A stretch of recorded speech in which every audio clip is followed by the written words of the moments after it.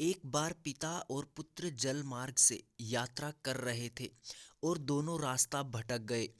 फिर उनकी नौका भी उन्हें ऐसी जगह ले गई जहां दो टापू आसपास थे और फिर वहां पहुंचकर उनकी नौका टूट गई। पिता ने पुत्र से कहा, अब लगता है हम दोनों का अंतिम समय आ गया है। दूर दूर तक कोई सहारा नहीं दिख रहा है। अचानक उन्हें एक उपाय सूझा। अपने पुत्र से कहा कि वैसे भी हमारा अंतिम समय नज़दीक है, तो क्यों न हम ईश्वर की प्रार्थना करें। उन्होंने दोनों टापू आपस में बांट लिए, एक पर पिता और एक पर पुत्र, और दोनों अलग अलग ईश्वर की प्रार्थना करने लगे।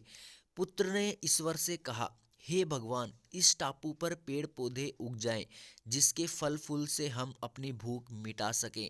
प्रार्थना सुनी गई। तत्काल पेड़ पौधे उग गए और उसमें फल फूल भी आ गए। उसने कहा, ये तो चमत्कार हो गया। फिर उसने प्रार्थना की, एक सुंदर स्त्री आ जाए जिससे हम यहाँ उसके साथ रहकर अपना परिवार बसाएं। तत्काल एक सुंदर स्त्री प्रकट हो गई।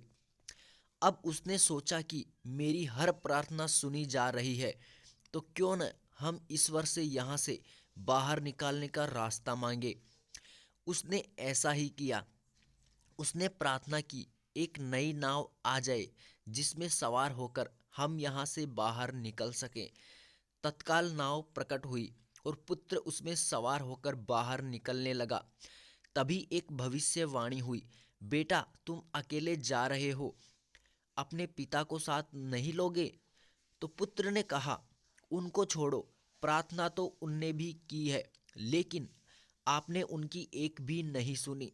शायद उनका मन पवित्र नहीं है, तो उन्हें इसका फल भोगने दो ना। आकाशवाणी कहती है, बेटा क्या तुम्हें पता है कि तुम्हारे पिता ने क्या प्रार्थना की है। पुत्र बोला, नहीं। तो सुनो, तुम्हारे पिता ने एक ही प्रार्थना की, हे भगवान, मेरा बेटा आपसे जो मांगे उसे दे देना। तो मेरे प्यारे दोस्तों, आपको ये छोटी सी कहानी कैसी लगी, कमेंट में ज़रूर बताना और चैनल को लाइक शेयर सब्सक्राइब ज़रूर करना।